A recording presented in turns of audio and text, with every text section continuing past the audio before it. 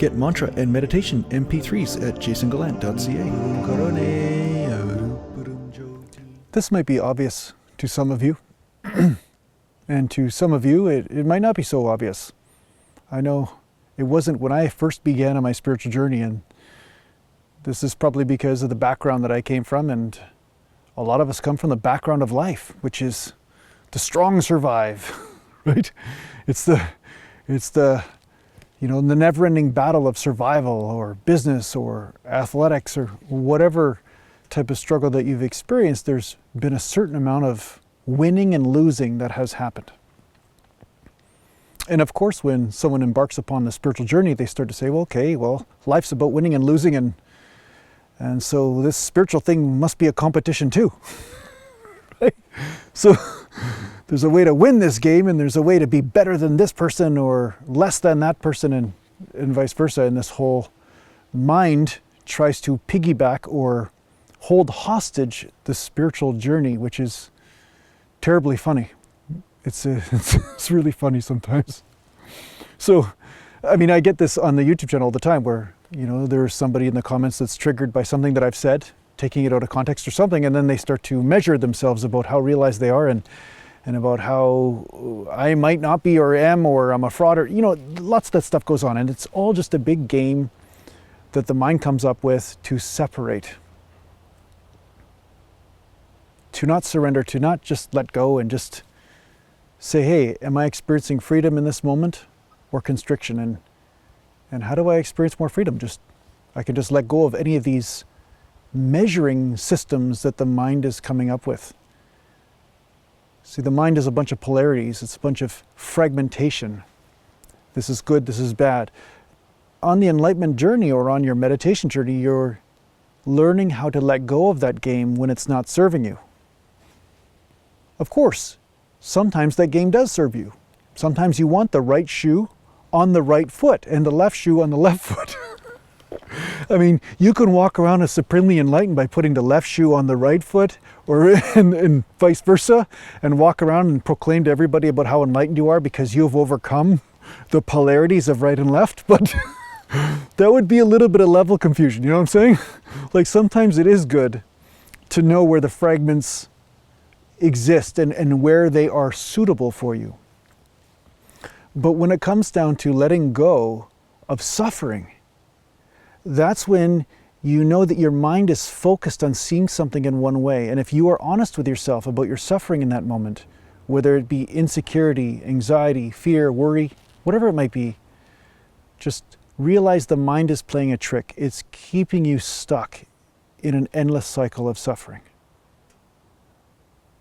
So just take a moment, let go of your point of view. Don't let anybody else know about it. You don't want them to win over you, right?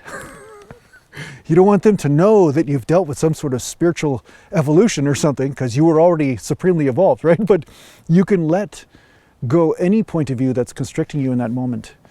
And you'll realize that the farther you go in this journey, the less of a competition it really is.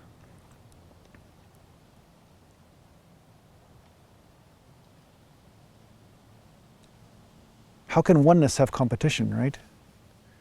You're just falling back into this beingness of everything being okay the way it is within. Everything is free.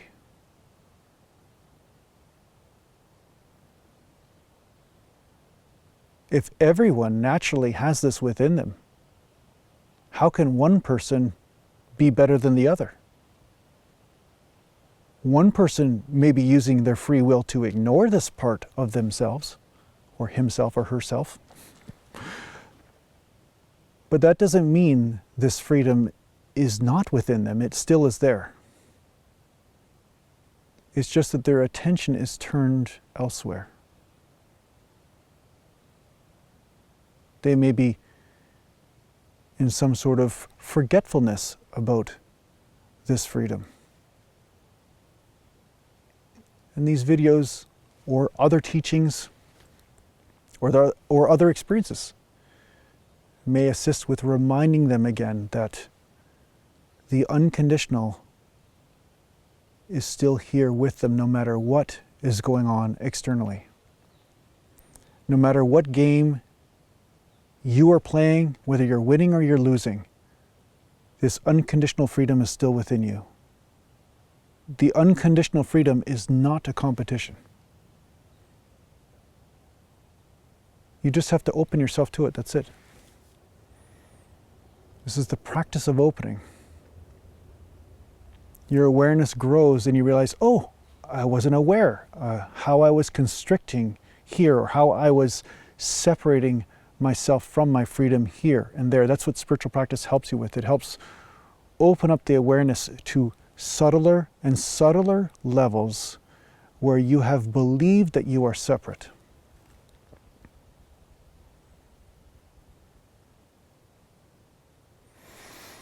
The beautiful thing is that if the infinite is within you, then anything is possible. Just the smallest taste of this will confirm that letting go and falling into this is where all the treasures of life lie.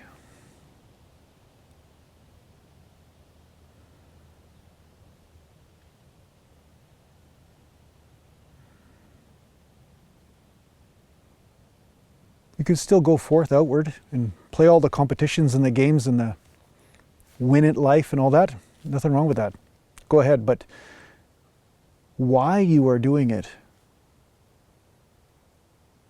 the motivation will be much different of why you're doing this when you are already fulfilled. Like I've said before, it'll be more of a movement of play, not a fierce live or die situation, right?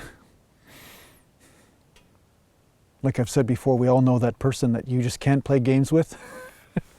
They take it way too seriously, like they just don't even know how to let it go. Like weeks later, they're still giving you trouble about how you did something wrong in a board game, or how you lost the game for them, or at the whatever it was in a team sport.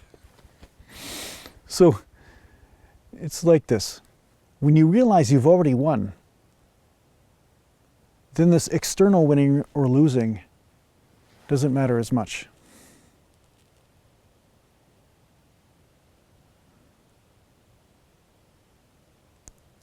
So yeah, wouldn't that be freedom? Not having to win?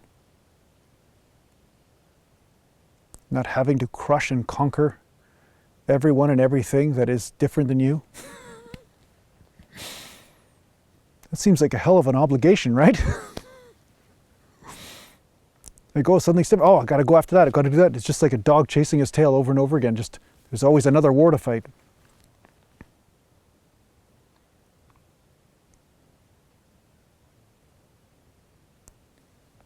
So fall back into your freedom.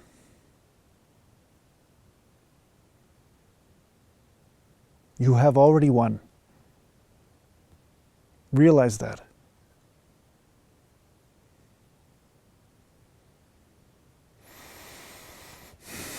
And be free. And don't worry about anything I say on the internet, because you're already free anyway. This is just something to do while you enjoy your freedom.